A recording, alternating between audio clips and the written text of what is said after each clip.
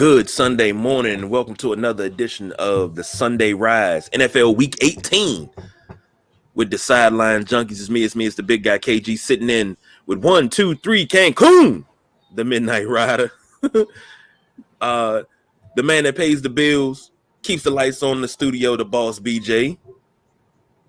Gentlemen, we're gonna start this thing off quickly and just jump right into it. First game on the slate. Whoa. I'm sorry, wrong hand. Whoa. I got beef. For 15 weeks of the season, I was told to put my left hand up. And say Commanders, that's who we are. We ain't got there yet. Like, no, don't cut me off, dog. For 2 weeks. And if our memory serves me correct, we are 0-2 in these 2 weeks that nobody told me to put my left hand up and say who we are, the Commanders. So I don't blame Scott Turner. I don't blame Ron Rivera. I place all blame on the shoulders of KG for what has happened the last 2 weeks. That's how you go from the 6th seed to out of the playoffs. It's because of KG. Who are we? The Commanders. I ain't hear that for 2 weeks. What's absolutely crazy? I fought this the whole season, and then boom. What happened? What's going on? Glad you can join us this morning. You fought it, but we haven't been on. Like, yo, hey, it's not my fault we ain't been on. Hey, no. Don't do it now. It's too late. We eliminated. Even if you're supposed to do a 2-minute show and exactly. set that up. That's it. Just for that. You had to do. Because all year long, you've been giving me that. We even had DJ, whatever his name, Wally in the show, watching the show, but you couldn't do it for 2 weeks. That's my frustration. That's why I'm mad. If this the old skit from Biggie, tell him why you mad, son. Tell him why you mad. That's why I'm mad. My bad. Good morning, y'all. How y'all doing? And also, I have a little beef too. You know, when you want to jump right in, you have to quote Roger from American Dad and say, dive on in. You know that. We already talked about that. We already talked about this, man. Man. Let's get into this thing, man. You know what? Y'all are on one. Y'all were on one before. Y'all on one now. First and foremost, how y'all feeling this morning? I mean, I already got my answer. Y'all amped up. So yes, sir. Yeah, I'm ready for after what happened Monday night with Damar Hamlin and the Bills. I'm ready for, and we got some good football yesterday. But besides the Raiders showing up, that was the worst part of yesterday. Really good game last night between the Titans and the Jaguars for the what's that? What are they? The AFC South? Yeah. Who cares? Nobody's going anywhere over there. But anyway, that was a really good game, and it's good to see. When you watch your team struggle, you guys being Commanders fans, I'm a Buffalo fan. And I'm just saying any fans. It was a guy talking about how fans of Green Bay and Pittsburgh never know what it's like to be in the dumps. Their off seasons are 8-8, 8-9 and barely making the playoffs. Like Pittsburgh and Green Bay, as bad as seasons they had, they're still in it. They never have a complete debacle of a season unless somebody's injured. So it's just good to see the Jaguars go from what happened with Urban Meyer, all that mess. And then I have to apologize to Trevor Lawrence because I called him a bust. And he's out here balling now. He threw a strike that first touchdown. I don't know the receiver's name. And one of the announcers, we killed the Jaguars for the Christian Kirk deal. And if you look at his numbers, he's balling. So, look, the Jaguars, they on the right path. This is, the turnaround. They got a Super Bowl winning coach in Peterson. And I think, man, they're looking good, man. If I have to I think the Titans, unwillingly last night passed the torch. I don't think they know they did, but I think they passed the torch last night. I don't want to do a Barry Horowitz, but if I remember, there's a person on this panel that told everybody to watch out for the Jaguars. I don't know who he is. Who? But I'm just saying. There's a guy. Oh, I know a guy that said something about the Jags early in the season. I said the Jags, and I said Detroit. That's all I'm gonna say. I don't know who the guy is. But somebody. So let's move on with the show, man. I'm sorry. Whoo, boy. Thank you, Piccolo, for that because okay, man. Come on, man. Let's go, man. Let's go. Speaking of the Bills take on the Patriots. I'm sorry. I ain't gonna cut you off. But you know the other reason why the Jags are in the playoff hunt is because whoever does their podcast in the mornings probably had like something, and they did it the whole way through. They didn't stop at week 15, like some people I know. So that's probably the other reason why the Jags are in the playoff hunt. And so you saying somebody that's doing a Jacksonville, podcast before they leave, they'd be like Duval, or right? Duval, right. Every week. I got you. Okay. Yeah. But some podcasts, their guy takes 2 weeks off and the team goes 0-2. But I ain't gonna bring up no names.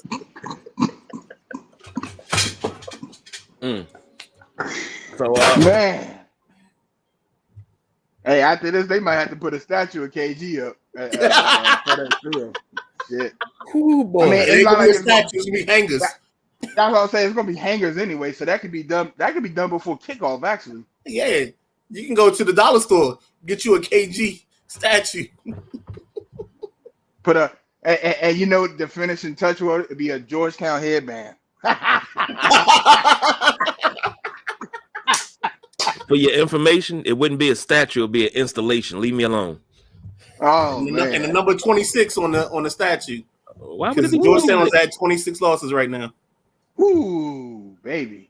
Ooh. 3 days. You started on Thursday, Friday, Saturday, Sunday. This will make the 4th day you had something to say about Georgetown. We're not going in there. Buffalo versus New England. Yeah, let's go. 8.5-point favorites. Buffalo over under is 43.5. Of course, Buffalo's coming off an emotional week. This emotional week has held up fantasy championship games in some leagues. Some leagues said, hey, we're just going to go with whatever it is and go with that. Our particular league, we rolled over because week 18 is our championship. Lord willing, the creek don't rise. I bring home 2 titles at the end of the night. But we'll start with the boss BJ and his beloved Buffalo Bills against hated New England Patriots AFC East matchup. What you got, B? It's going to be a very emotional game. It's home. It's at Highmark Stadium at Orchard Park. We know what Buffalo can do on the field. That's not in question. And when we're just talking about football, they've been decimated on the defensive side of the ball when it comes to injuries. And now with the loss of Damar Hamlin, they elevated Benford, one of the cornerbacks, and John Brown, the receiver. So, like they've been doing all season, and like I've been saying all season, when you've gotten used to something and it doesn't hit you week 16, 17, 18, injury bug, kind of like what Philadelphia is going through with Jalen Hurts. He's been playing all season, and then bang, he's got to miss a couple games. Same thing with Lamar Jackson. They've been doing this all season, so this is nothing different to Buffalo. I think it's going to take a quarter, probably that second quarter before they get settled. That's what I think. I think they're going to win this game with New England. New England can't move the ball. They got a really good defense, but they can't move the ball. I'll take the Bills in the 8 points. I think, you'll see some tribute. You see, what you saw yesterday. Love from Damar shirts, Damar Hamlin jerseys walking into the stadium from both teams. And I think once they get over that energy, because you got to remember, this is the team that was on the field and the Bengals that watched somebody have to be resuscitated on the field.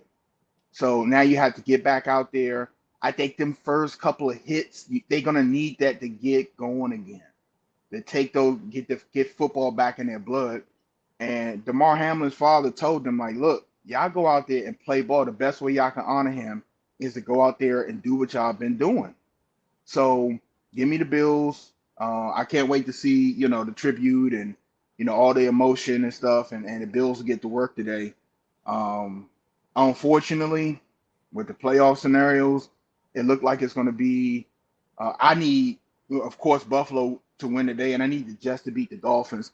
I don't want to play New England or Miami in the first round. I'm not worried about losing to them, but it's that familiarity. And when you play teams second and third time, anything's in the air, and then playoffs is a different monster. I'd rather see Pittsburgh. So if Miami loses to the Jets, we beat the Patriots. I think that gets Pittsburgh in, and then Pittsburgh will come to Orchard Park. But I'm thinking that the way it's going to go is it's going to be Dolphins and Bills. I think that's what it's going to be. And that's going to be very interesting to see what you got, Midnight Rider. Hold on, before you go on, I left something out for you. So the over under is 43.5. So what do you think about the over under?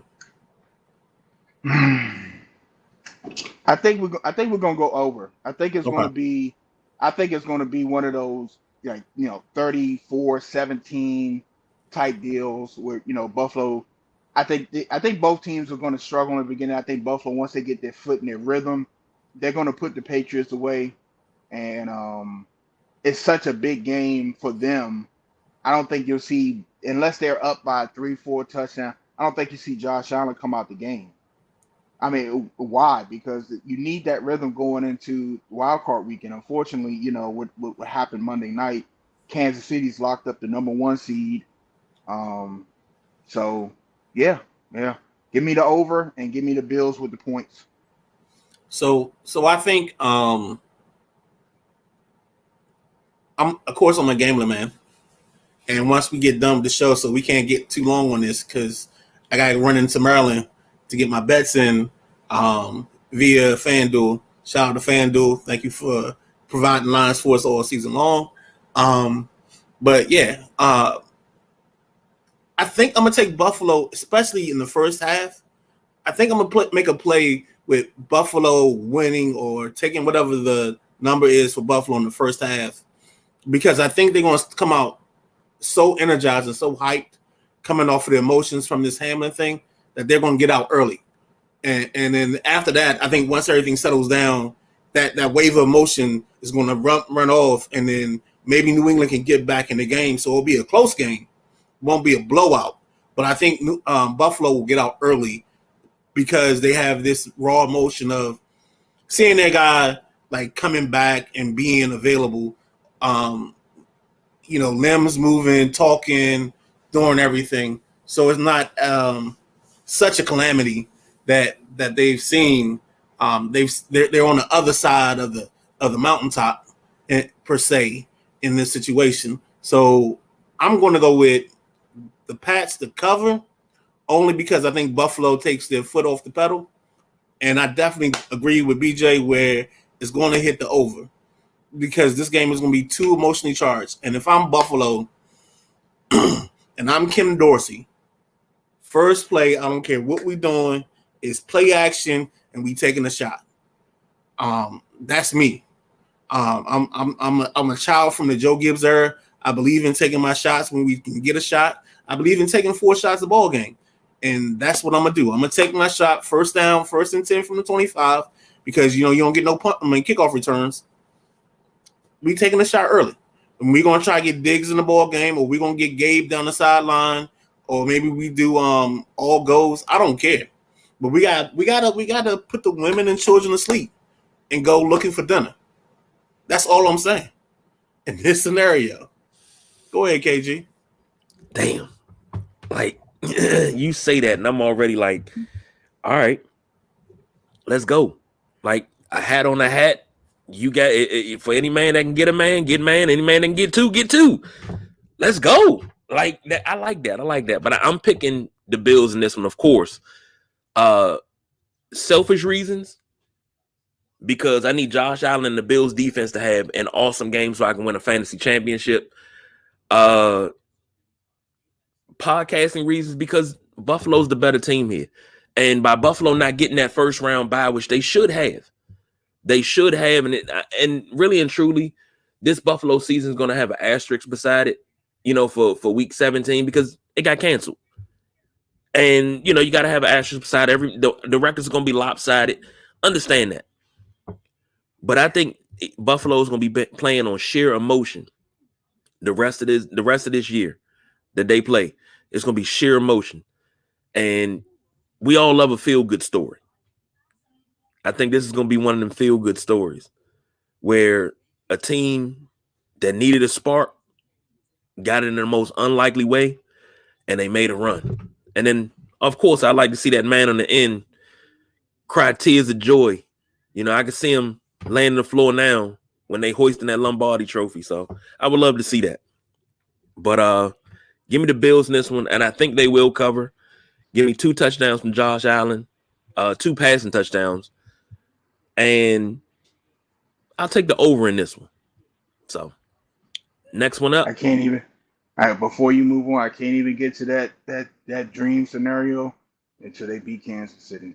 Exactly. In the playoffs when they count, not in the regular season, in a revenge game. Their kryptonite right now is the Kansas City Chiefs, and that's where it stands. I'm not worried about anybody else because the Bengals is a legit threat, but it's Kansas City. Yo, y'all seen Remember the Titans, right? Of course. Yeah. So every time BJ talks about the Buffalo Bills, I think of the scene when Denzel goes to Sunshine because Preach got his wrist broke on the play. And he says, I had 12 brothers and sisters, and I was the youngest one. And they all looked at me to figure out what to do. And he said, this is your time to shine. You got to do this today. You know what I'm saying? You got to be here, be present in the moment. And he pushes Sunshine on the field, and the coach comes over, and he's like, you had 12 brothers and sisters? He was like, no, I had 8. He was like, yeah, 12 sounds better.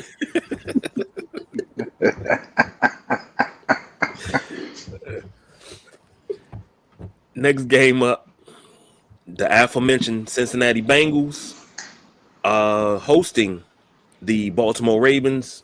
Bengals 10.5-point favorites. Over under is 39.5. No Lamar Jackson again this week. Say he's still dealing with swelling in the knee. And before I toss it over to the guys, let me preface this because right before we came on air, the question was asked on social media. What would you think about the Washington Commanders giving up 2 firsts, a second, 2 thirds, getting Lamar Jackson and signing him to a 5-year, $260 million contract? The Midnight Rider brought up a good point. How many seasons has Lamar Jackson completed? Even though he was the MVP, 2 years ago? He was also our male athlete. Was it 3? Yeah, I think it was 19 that he was the MVP. Damn. Because he didn't finish the COVID year. No. He didn't finish 2020. He didn't finish 2021. And he's not finishing 2022. So he was our male athlete of the year that year as well, because he played just awesome football. But looking at this game, looking at that scenario, first take the game and then, your opinions on that game, on that scenario for the Washington Commanders. BJ? Absolutely hell no. And it's nothing to do. It's nothing against Lamar Jackson. He's an electric player. But, when we talked about Lamar at the beginning of the year, that was my concern when you step into the role of GM and you like, hey, how can we pay this guy this much money when we feel like his shelf life is short or he's going to be injured a lot, i.e. Bradley Beal. Okay. How can you pay somebody that much money and commit to it? Like, you almost have to. You're almost to a point where you have to pay him something. You have to give him something because of his performance, because of the MVP. Washington, this is what I don't like when you get a desperate team that's willing to do anything, desperate fans. You have a kid stepping out there today that if he plays the right way, and show some throws and stuff, that's your franchise, right? They're not even giving him a chance. They've been crying for Sam Howell all year. You get him in a I'm going to say an important game for him because the Cowboys have to win. The Cowboys are coming out there 120 miles an hour. There is no resting start. So he's going to get Diggs. He's going to get Mike Parsons. He's getting the whole 9 yards. And if he comes out there, I know it's the last game of the season. He comes out there today and plays really well. Ladies and gentlemen, that Lamar Jackson talk will go to the birds.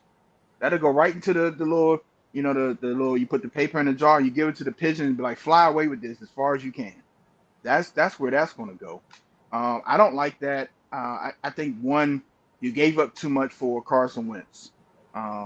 Way too much for Carson Wentz.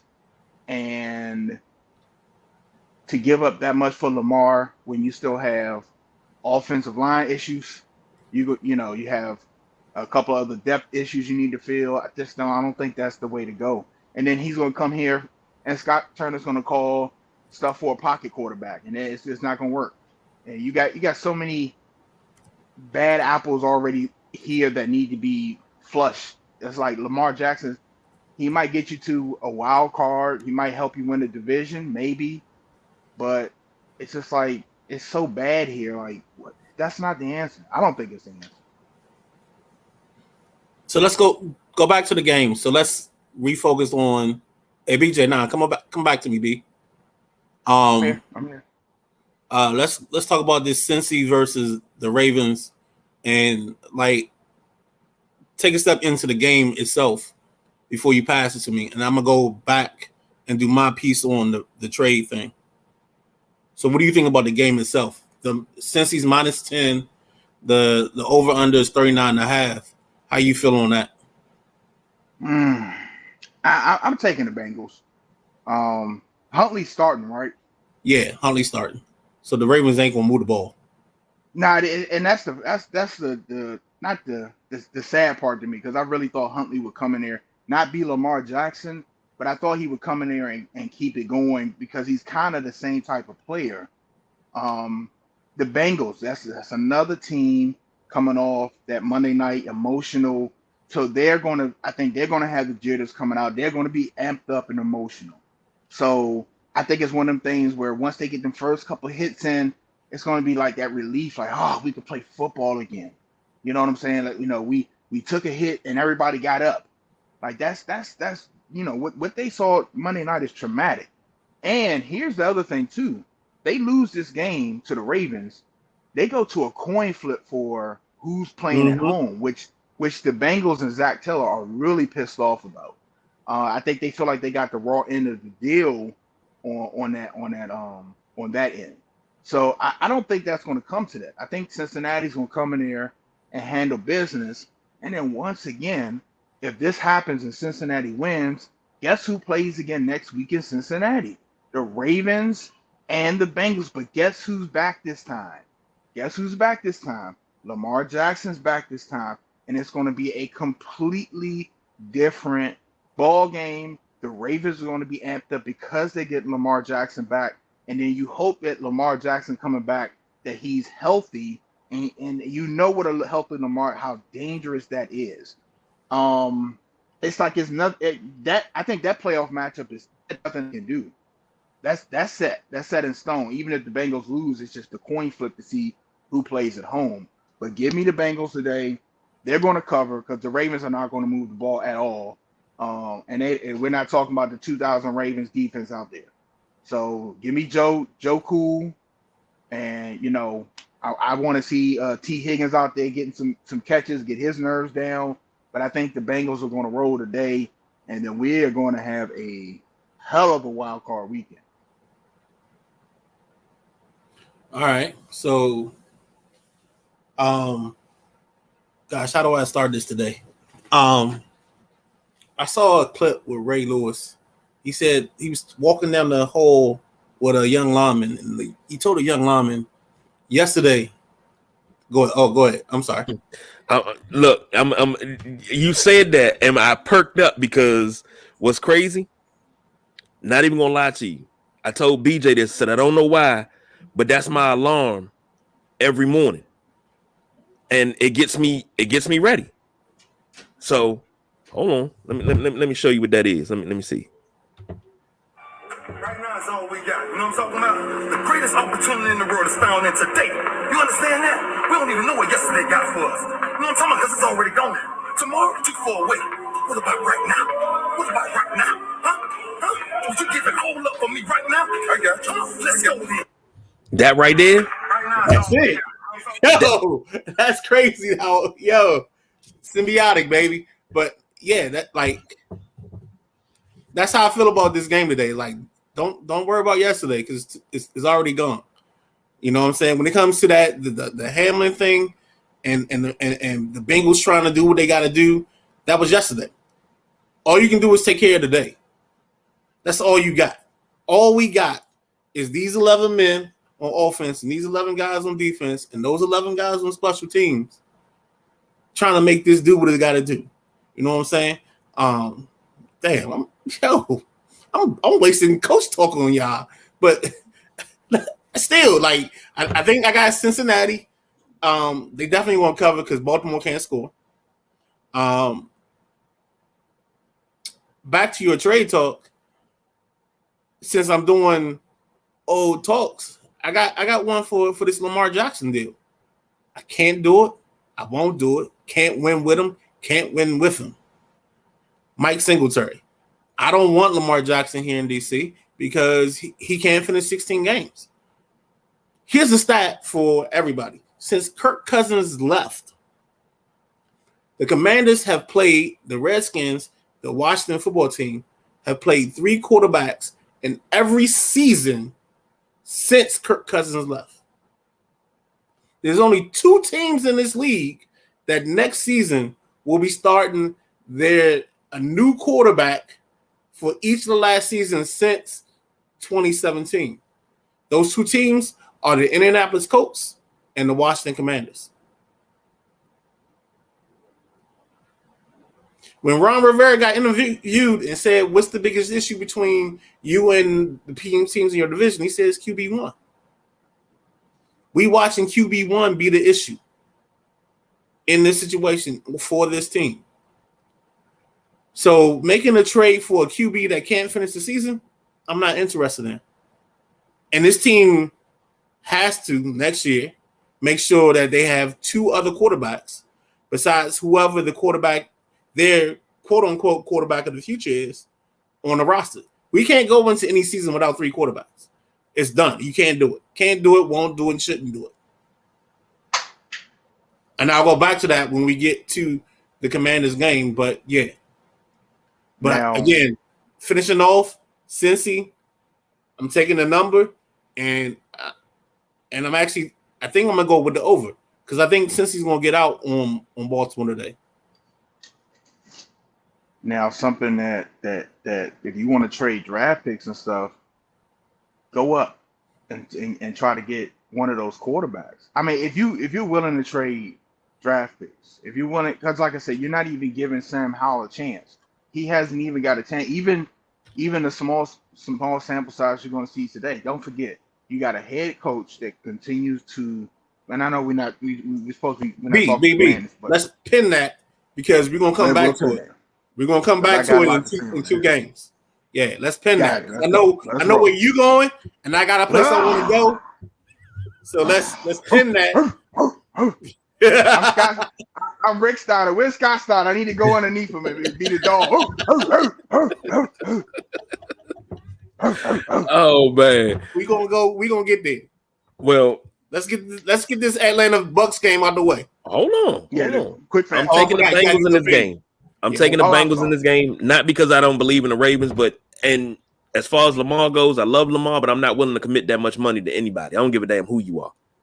I'm not willing to commit that much money because it's always in DC, we always lose out when we commit that type of money to people. Deion Sanders, 7 years, $56 million. Played 1 year and he was on the books for 9 years. I can't commit that much money to anybody. Sorry, not going to do it. But give me the Bengals in this one. They'll cover. It'll be exciting once you get to the end of the game. But Until then, next game on the slate: Bucks versus the Falcons. Falcons are 4.5-point favorites. Bucks over under 40.5. Start with the boss BJ with this one. You know, Tom Brady versus Mariota on IR. Nah, Desmond Ritter. Ooh. The Buccaneers can sit and rest everybody. They're going to have a home playoff game. This game is absolutely irrelevant. Doesn't matter. It doesn't matter. It's going to be quick, fast, in a hurry. I don't expect to see too many starting Tampa Bay Buccaneers playing because it doesn't matter whoever they play, depending on what Dallas does and Philadelphia does, it's going to Tampa Bay. And, you know, based on what we saw from these two old heads, what Tom Brady did last week with Mike Evans and what Aaron Rodgers did to the Vikings, they might be catching fire at the right time. But yeah, this game is absolutely irrelevant because whatever Tampa Bay does, if they put the Water Boys on the field, wild card weekend, you come into Tampa Bay, you go hear the guns firing, the pirate ship, all that good stuff. So give me Atlanta and 40. I don't care. Yeah, I don't think Atlanta can score enough. But I got Atlanta winning, and Tampa Bay is definitely ready, getting prepared for next week. They're not worried about today. You know, today don't matter to them. So I'm gonna keep it short and sweet because ain't no need in getting too far in the bushes on this one. But I don't think Atlanta's gonna cover that 4.5 because Atlanta just can't score. I'll agree with that. I'm taking the Buccaneers in this one because, like always, it's Tom Brady. I think this is the first time Tom Brady is going to finish a regular season under 500. So if that's the case, that's the case. But when it comes playoff time, TB12 going to prove to the league fat meat greasy. So give me the Bucks in this one, and give me the under. Coming to this game here, Cowboys versus Commanders. One last time, shout out to DJ. Shout out to DJ O Goody. He came up with anthem, and we got to do it. No, let's hand up. No. Who are we? The Commanders. We went 2 weeks without this shit. You can't. Yeah, we did. My left hand ain't up no more. Well, guess what? We got to do it today. You can give me Bluetooth. My left hand ain't going up no more. We got to do it today because we have the playoffs now. It don't matter. See, hold on. Because today is a special day. Why is today a special day? Today is a special day because it's long overdue and they fumbled the bag. And talking about Sonny J. They're retiring Sonny Jurgensen's number 9. It's long overdue, and I prayed hard all season. Just please, Lord, let Sonny make it to this so he can see this while he's on this earth. I don't want this to be a posthumous thing. I want Sonny to be here. I still want Sonny in the booth, but that's just me. And speaking on Sonny, we're old enough to remember Redskins report with George Michael and those guys and Sonny being down at training camp and things like that. Sonny's a legend in this area alone, but he's a legend in the NFL because of his prolific passing. This is a long overdue moment for him, and I'm glad to see it coming. But it's been overshadowed with this whole thing of Frank Herzog not being invited and the team telling Frank Herzog, they wanted to be just close family. Herzog is family. What are you talking about? I don't know.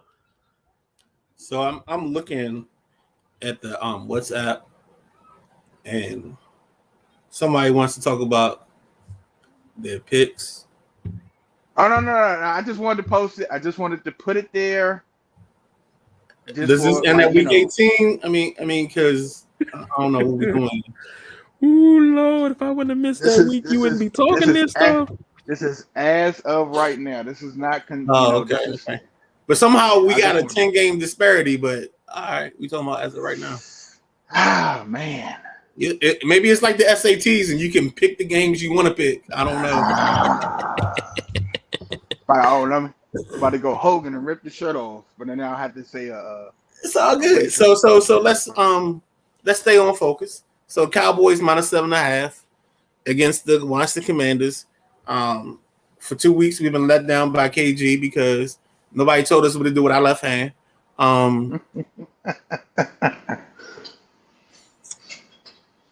The Cowboys is definitely getting this 7.5. I mean, I love Sam Howell.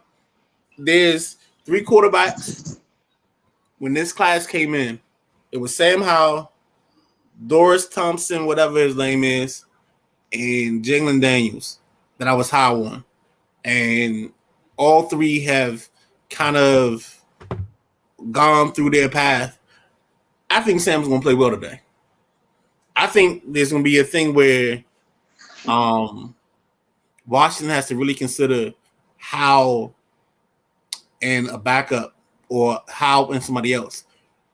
And I'm not going to consider Heinicke because I don't think you can have Heinicke on this roster going forward with a quarterback that's developing and the fans not yell for Heinicke because we've done this. And it's ironic that this weekend is the weekend we're honoring Sonny Jurgensen, but ever since Sonny and Billy Kilmer, I think the Washington fan base has always had a incredible love for the backup quarterback. And I don't know if a person like Howell can withstand the pressure of the fans wanting Heinicke so much that Heinicke can stay and be the backup for Howell, or they figure out who the quarterback is going into 2023. So Washington's quarterback situation is going to be, I hate my cousin. Dog. He knows where I'm going. I was going to go with this, but yeah, it's exactly it. It's the Babe Laufenberg 2.0. It's the thing. Let me get back to focus. But yes, that's it. It's like Washington has this undying love for the backup quarterback, no matter who he is. So this Cowboys 7.5, I'm definitely taking that. I forgot to give y'all the over-under on it.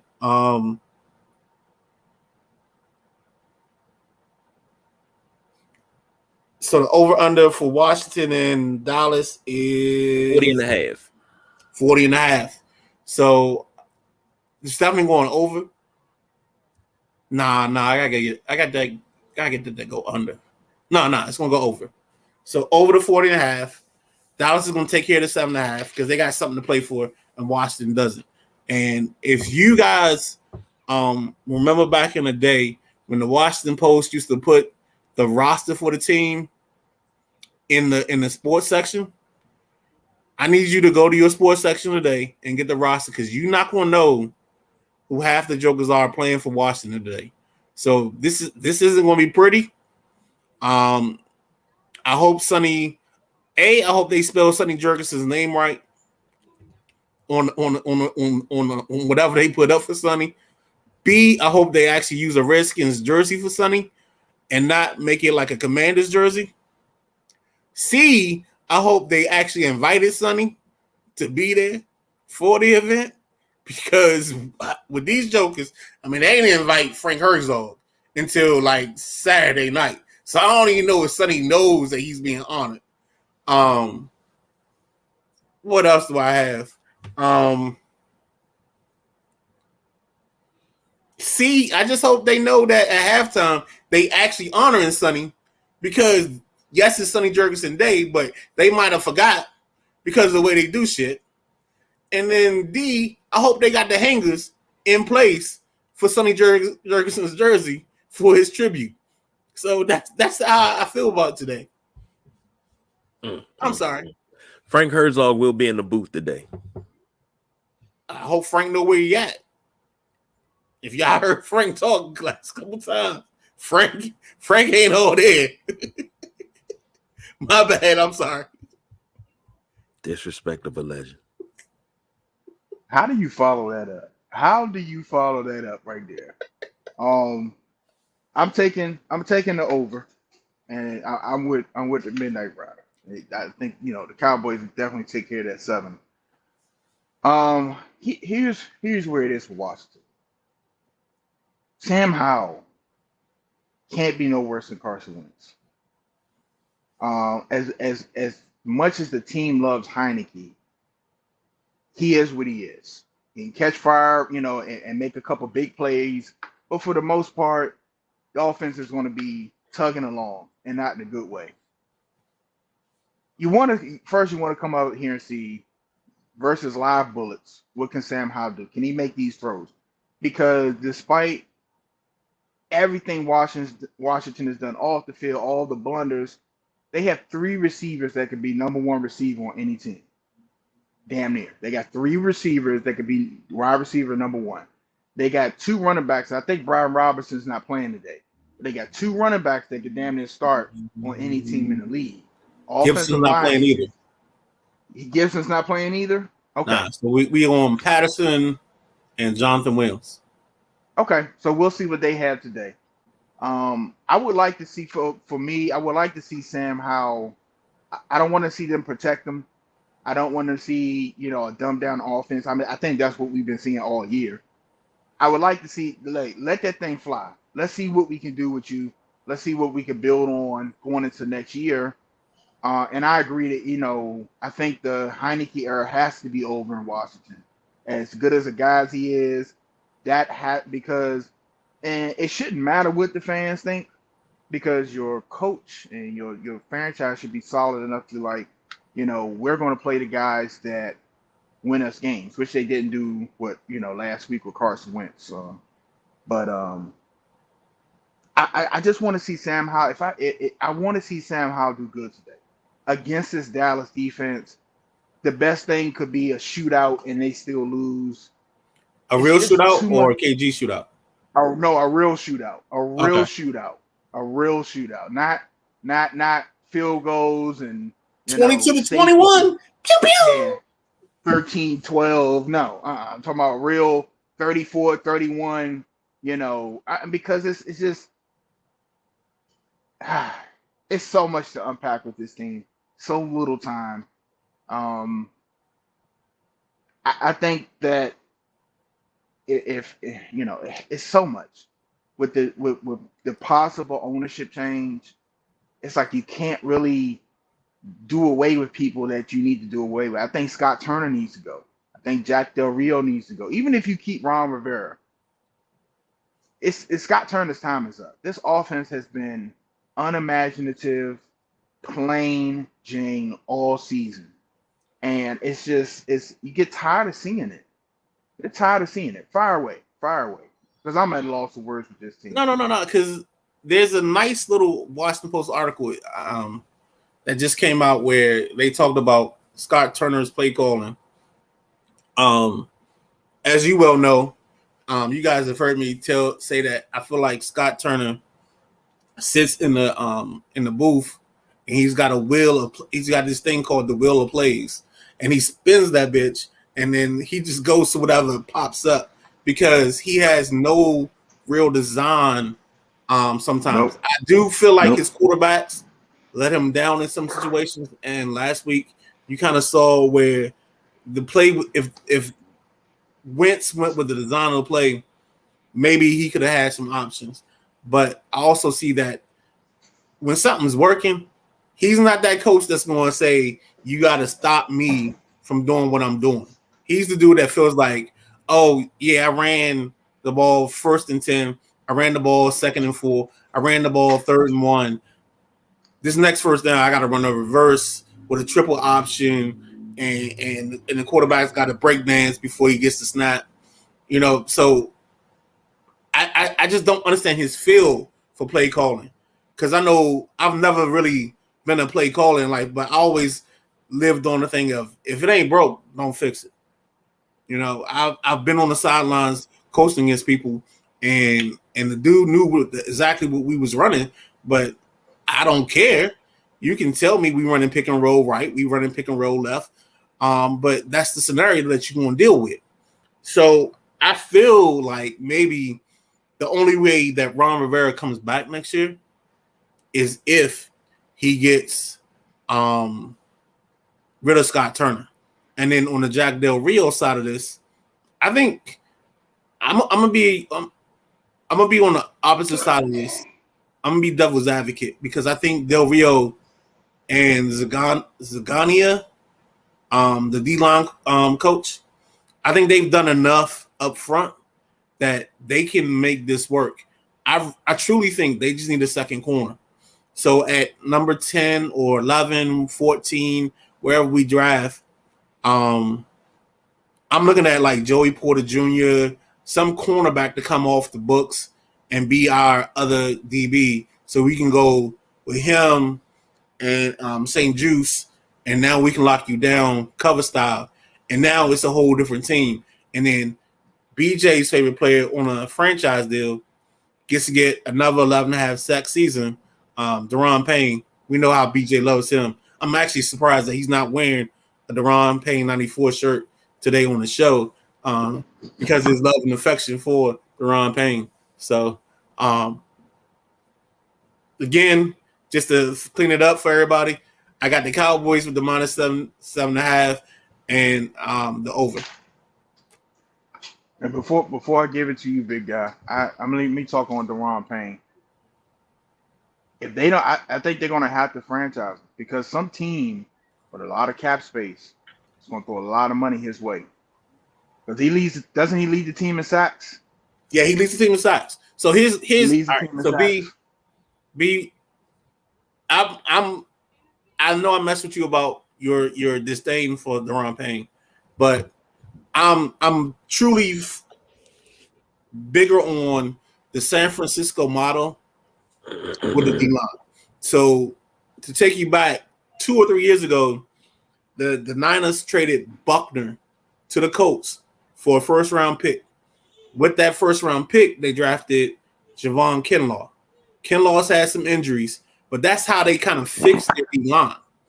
Instead of paying everybody on the D-line, you got a new guy on a rookie deal, and I feel like that's what this team should have done or should be doing with Deron Payne. Yes. You can't pay, even though the salary cap is going to blow up next year, you can't pay Payne, you can't pay Sweat, Allen. you can't pay you already paid out. And Chase.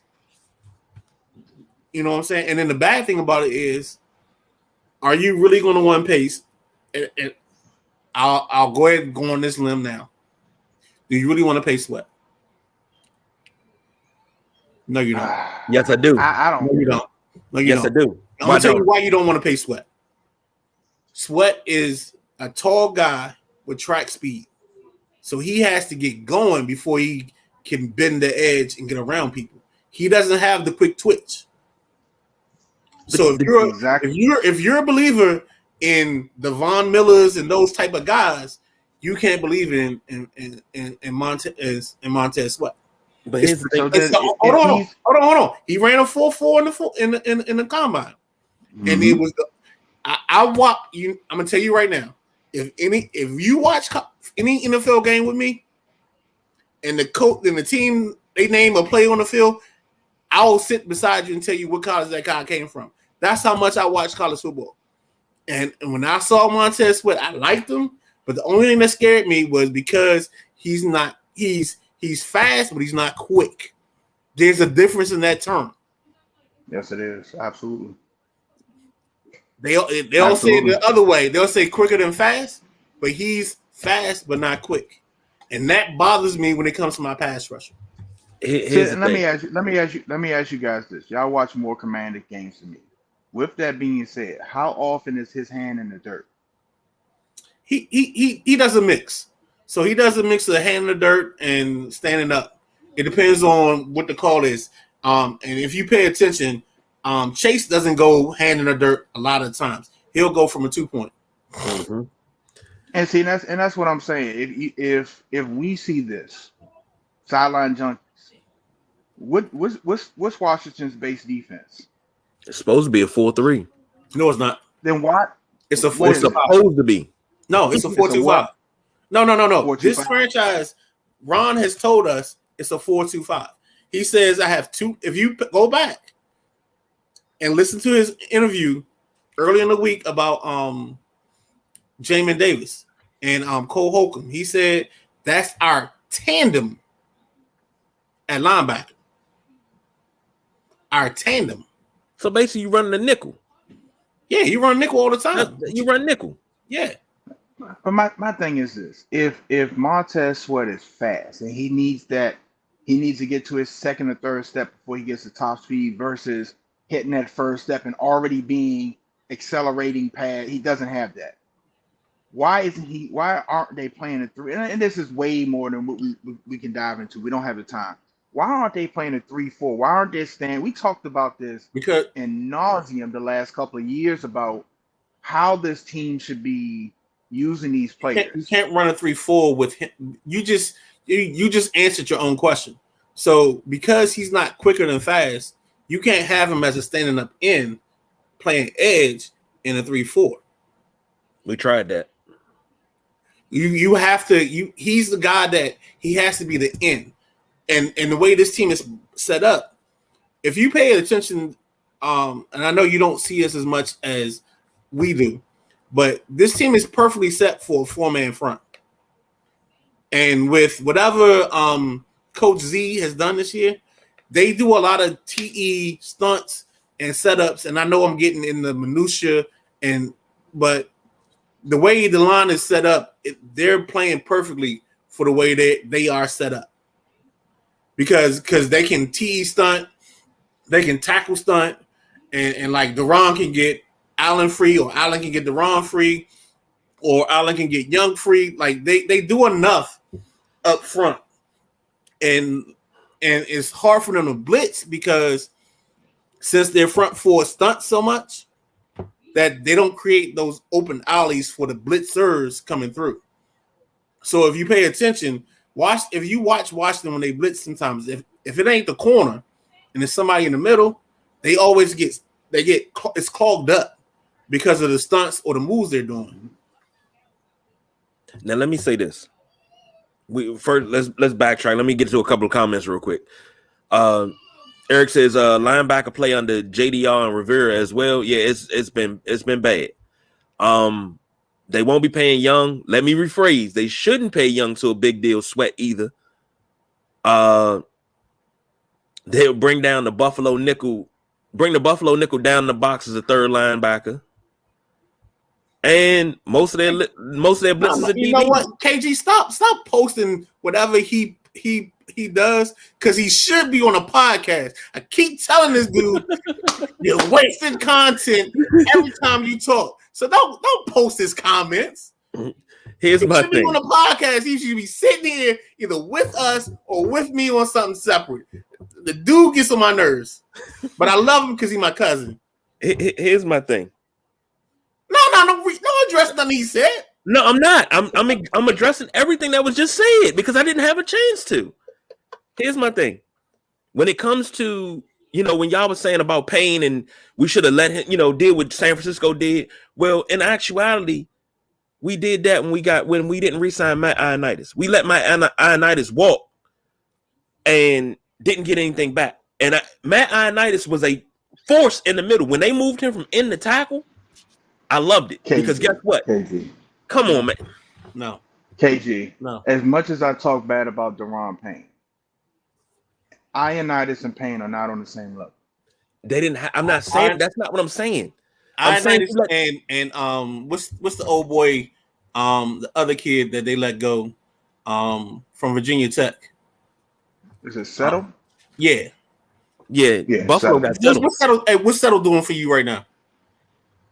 Um, He's a Buffalo Bill, and it's bad. I gotta tell you, Bill. he's a Buffalo Bill.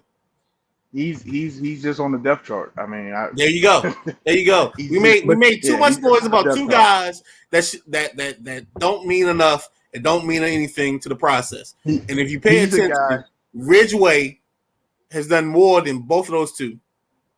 He's one of those guys that if the Buffalo line was healthy with Von Miller and Russo, right, he benefits. Right. He's not a guy that's going to come out and be like, man, Tim Settle is just tearing it up out here. That's not what he is. He's a space taker, but he has to have somebody else dominant or two people dominant on that line to make a difference. He's just not, he's a depth chart filler. Good guy, probably. He's a good guy. He has some talent, but he has been the right system. with Ioannidis. See, I'm not saying Ioannidis and Payne are on the same level. I'm saying Ioannidis was a good compliment to those guys because what he did, he took the double teams. He sat there. He waited patiently. And then once his chance came and the quarterback stepped up into the pocket, what did Ioannidis do? Attack. He got to the ball. Ioannidis made a lot of tackles for loss. Ioannidis made a lot of plays. When it comes to Sweat, I got to pay Sweat because you know what? Sweat may not have it on the stat sheet, but he has the intangibles. Sweat is very disruptive in a lot of plays. And if everybody else wasn't playing hero ball sometimes, they would probably get sacks because Sweat comes from that backside. He starts forcing the quarterback one way. You should be sitting right there and say, hey, don't go away, big homie. I got you. That's the way. Sweat is very disruptive. Very, very disruptive. He puts a lot of pressure on the quarterback. If I'm not mistaken, he was leading the league in pressures at one time this year. That's what I'm saying. When it comes to this D-line and this defense, I think the weakest point now is the secondary. And even though everybody say, well, I wouldn't re-sign Cole Holcomb, I think that's the dumbest shit that I've ever heard. I'm re-signing Cole Holcomb. Who else you gonna get to play the middle? You gonna sign John Bostic again? You gonna ask David Mayo to do it again? Him and John Davis play really, really well together. I don't understand this coaching staff's love affair for David Mayo. I'm a guy that I believe in speed. So like the John Harris and the other kids they have behind them that we will see today because can't nobody else play today. Everybody's on that. Oh, damn it! Everybody, yeah. This is the fourth preseason game for us. So I don't know why anybody expects or wants anything from us. Shit, don't even put your left hand up today because that shit gonna get shot off. These jokers is just the middle linebackers and this team's unwillingness to play younger players. Like you got sometimes speed makes up for things. And I don't understand why they don't believe in that. Like, just let a guy go and be aggressive. Like the reason Jamin Davis is playing well is because you stop telling him that you gotta when the play happens, you gotta check this and check that and check this and check that. No, you go hunt. That's how Jamin Davis is better. Go hunt, son. We all seen Alvin Mack on the program. You go shut everything down and let the ambulance sort them out. That's what it is. And that's what you do. That's Jamin Davis. That's how Jamin Davis has played all season. Because you took him off of being responsible for everybody and let Cole Holcomb be the responsible guy. And that's all this is. And then for this team, they gotta sign Cam Curl to an extension this offseason right away. Curl and Holcomb should be their top two things. And I know Eric Williams going to comment, but it's still, that's what I'm telling you. And if you want to talk Eric Williams, get on the goddamn podcast. let me say this. And shout out to Dwayne Davis, son of a Hall of Famer. Damn. I can't even think of his dad's name. Played Willie Davis, son of Hall of Famer Willie Davis, and father of Wyatt Davis. So 3 generations of greatness. Here's my thing. I love what we got in the defense. I just feel that the scheme's wrong. So if we got to let Jack Del Rio go, I'm not mad about that. I wouldn't have been mad about that a year ago. Because I was calling for it a year ago and said, hell, put Sam Mills Jr. in there. Sam Mills the third. That's who I was looking at the time. I can't do that now. But I was like, hell, give somebody else a shot because Del Rio ain't doing it. If you got to get rid of Scott Turner, fine. I'm sure we got it. There's other up-and-coming up-and-coming offensive coordinators that we can get and go from there. Hell, I wouldn't mind if Ron ran the defense. I don't give a damn. But Del Rio, he's not aggressive enough for me. But see, I think so when I watch it, when we try to get aggressive, and I think we got to close this out in a second because we got 2 more to go. But I think when they get aggressive, their linemen up front don't help the blitzes blitz because maybe they don't understand what the blitzes are doing and they're so focused on what they're doing. But like when I watch this team blitz, it's like we rush in gaps on top of each other, if that's the best way to say it. Or when the blitzer gets there, he hits the quarterback, but he doesn't take the football away from the quarterback. So there were a couple games where like we had in the tie with New York, where our cornerback or our DB comes off the edge, hits Danny Dimes, but he hits him in the middle of the back, and he doesn't like go for the strip and get the ball out. He just gets the hit and makes the sack. Like there are things that I'm not pro Del Rio, but I understand to a point what he's doing. And I'm gonna tell you right now, the first person I think that's gonna be released this offseason is gonna be Kendall Fuller. Because I don't think Kendall Fuller can give this defense what they want in terms of being in your face corner. And I think that's part of the reason why I'm so big on JP, Joey Porter Jr. There's another kid that they can get late. There's a kid, Banks, that plays for Maryland. He's like 6'2", 210. He's a long arm, lengthy corner that I think they will like. I'm already in my bag for the NBA, NFL draft, if you can't tell. But there's some guys that they can get that fits their motif, and that's the one thing I'm happy about is I finally have a motif for my guys. Like I think I know what they want.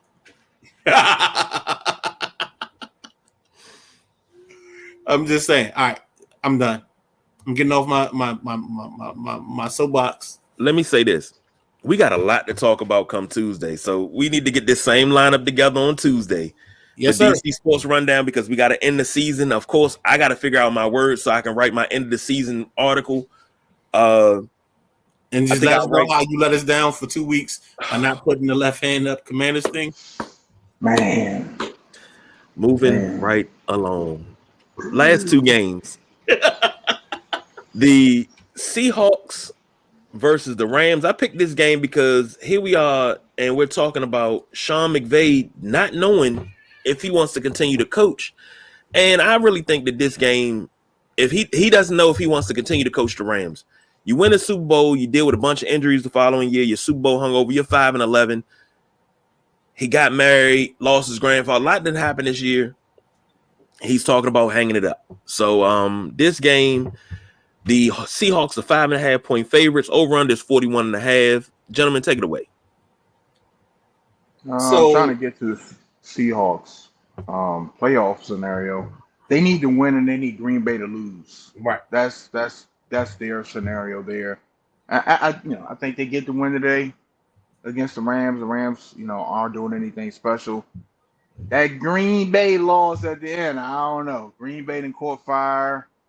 Aaron Rodgers didn't caught fire. Detroit looks good. I don't know if they get that. I don't know. Give me Seahawks, though. Give me Seahawks. The Rams have nothing. Like when I say zero, they have nothing to pay for.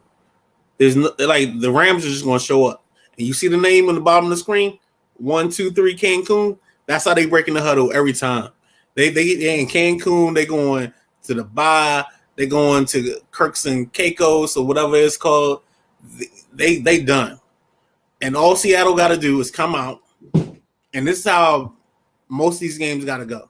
If you come out and punch that team that has nothing to play for in the mouth, the first drive, you get up 7-0, maybe you get up 10-0. They are going to lay down. They are going to play possum the rest of the ball game. They have nothing to play for. They have no reason to have a will to play in this ball game. They just trying to get that check. They ain't trying to get hurt.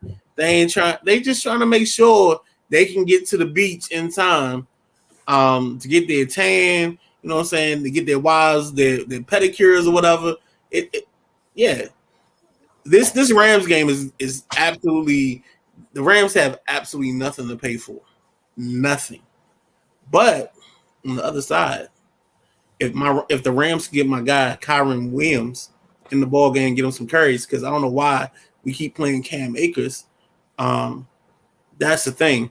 And then unfortunately, the Rams will need to look for a new head coach next offseason, because Sean McVay is he reminds me so much of Gibbs that I think he needs a break. If you've ever watched an interview with Sean McVay, and he talks like, this dude can tell you the play and the situation of every game that he's called. Where it's ridiculous. It's his recall is unbelievable, and for him to be in this situation, I think he needs a break. But the thing about it, people act like the Rams like messed this up. The Rams shot their shot. They got their Super Bowl. And if you guys haven't paid attention, the last 3 years before they won their championship, their team, they've amassed enough picks late in the draft that they always have picks. They always have players. So they may have a 4th round guy. They may have a 5th round guy. They may have a 6th round guy. They don't have 1, 2, and 3, but they pick so well from 4 to 7 that they do enough to maintain their roster every season.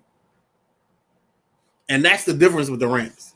Is the Rams, they don't care about 1, 2, and 3, because we're going to sacrifice to get the quarterback, to get the guy we need, and move forward.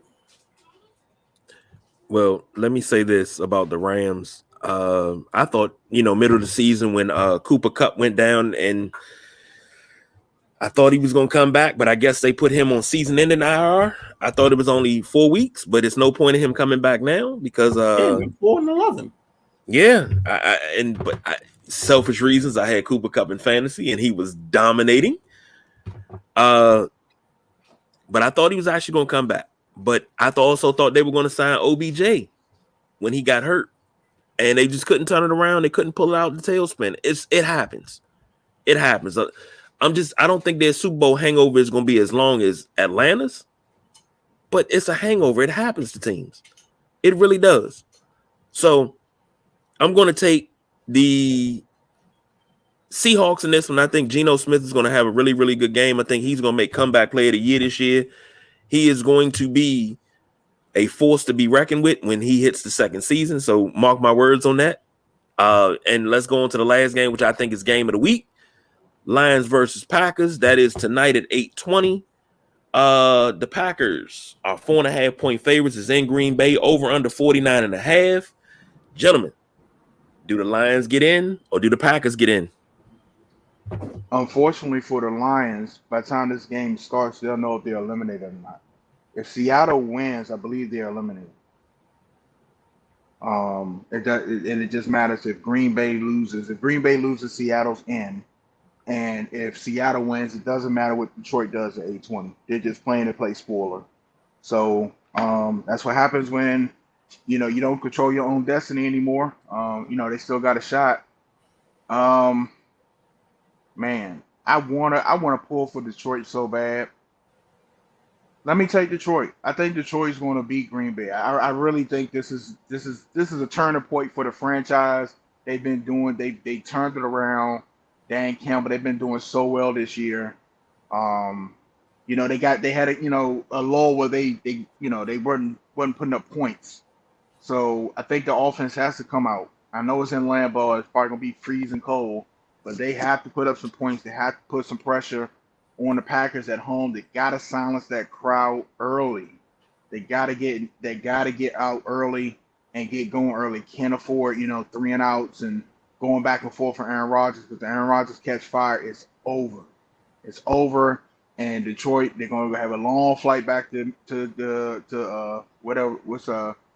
damn airport. I can't think of the damn airport. It sounded good, but I forgot the name of the airport. They're going to have a long flight there. I'm going to take Detroit. I'm going to take Detroit to beat the Packers.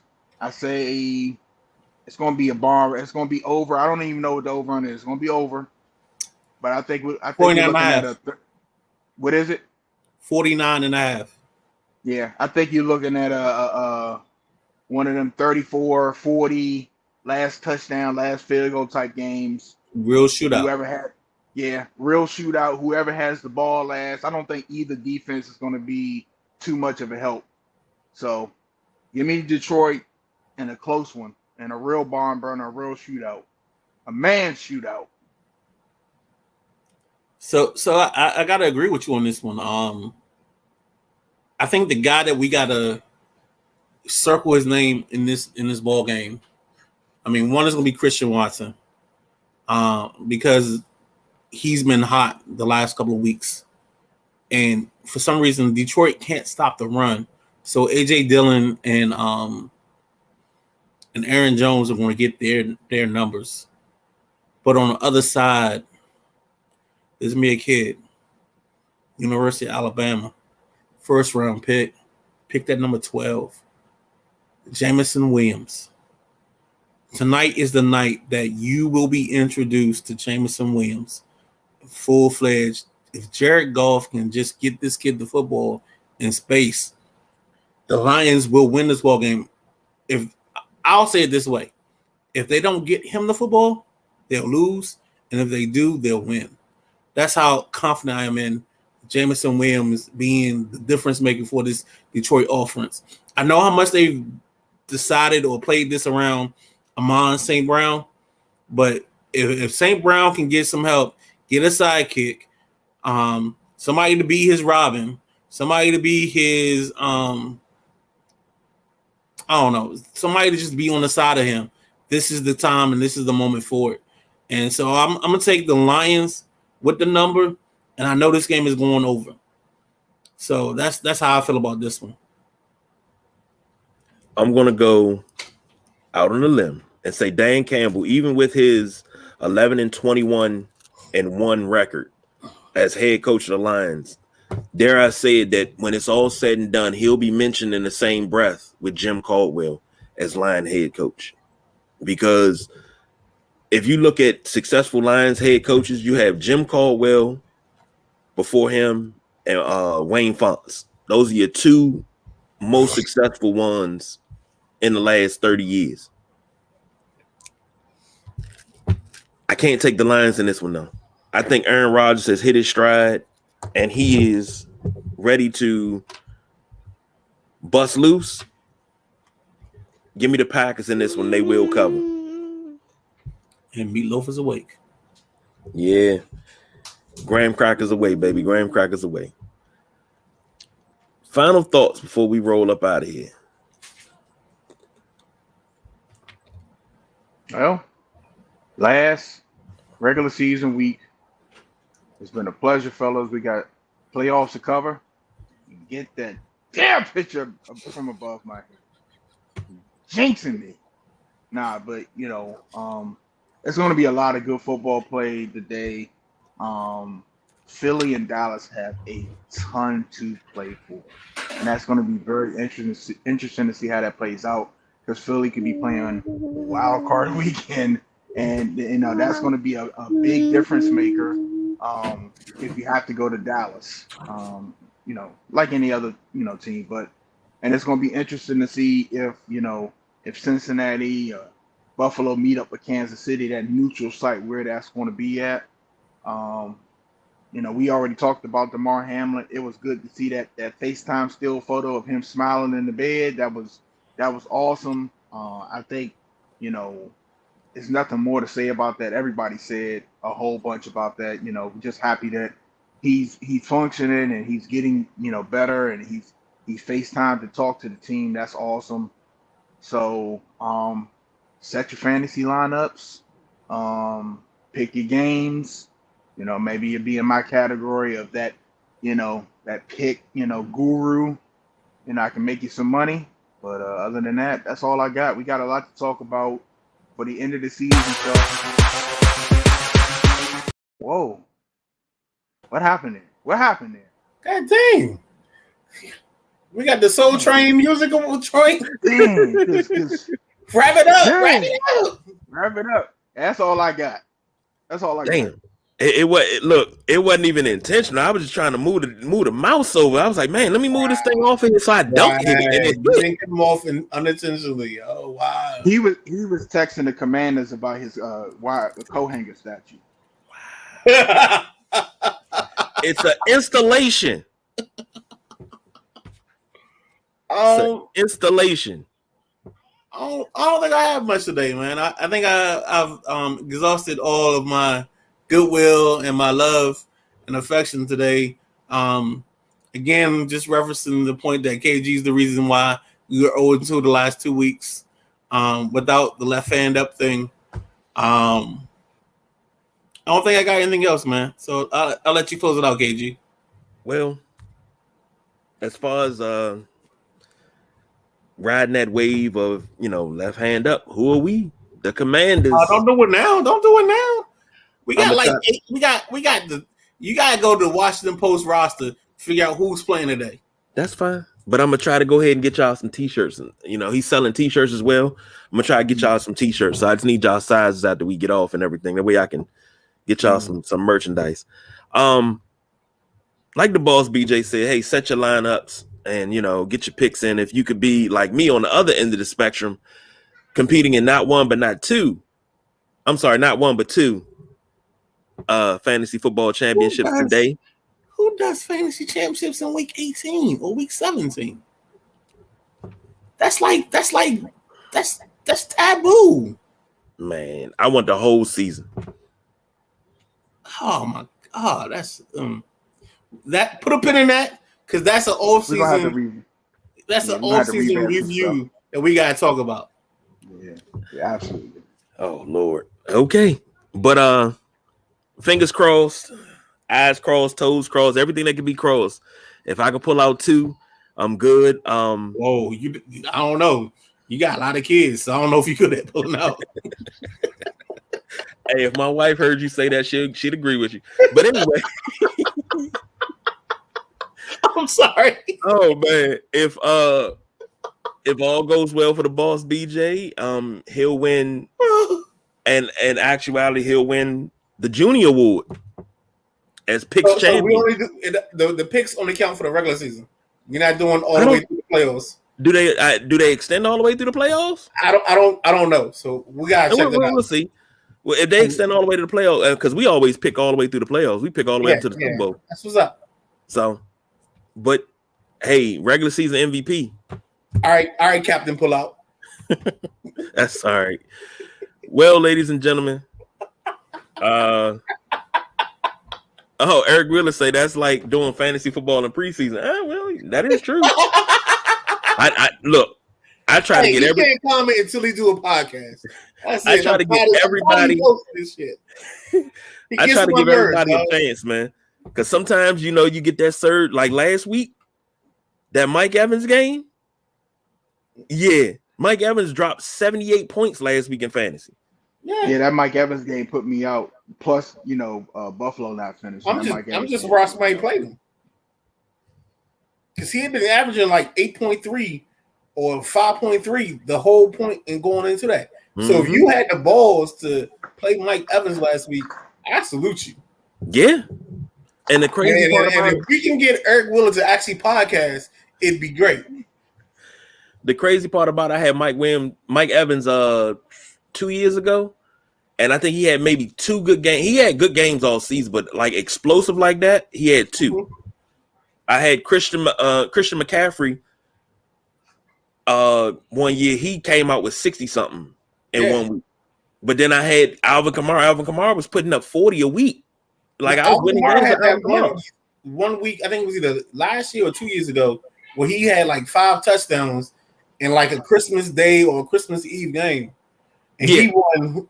If you had him, he won you your championship. Yeah, but we are going to take a hiatus until Tuesday. Come back. We're going to wrap up the NFL season because in actuality, we don't have a game tomorrow. So you know what tomorrow is? Mm-hmm. Black Monday. Who getting fired, baby? Who's getting fired? And, you know, we might even do an over under in the chat and see who get fired. Then we post our over under who getting who getting fired. So Black Mike Monday McDaniel. tomorrow, and we will talk about that on Tuesday, as well as wrapping up the NFL season, picking our NFL MVPs and rookies of the years and everything before they do it. Miami's firing their coach. I'm just letting you know now. You say what? Mike McDaniels is getting fired Monday. He might not even make it to Sunday night. So the second they're playing Skylar Thompson today. Miami's firing their coach, and they're gonna try to figure it out. I'm putting it on the table now for y'all.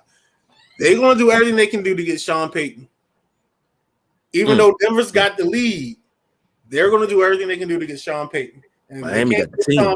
Because if you remember, there was a rumor, and I'm gonna break this out for y'all.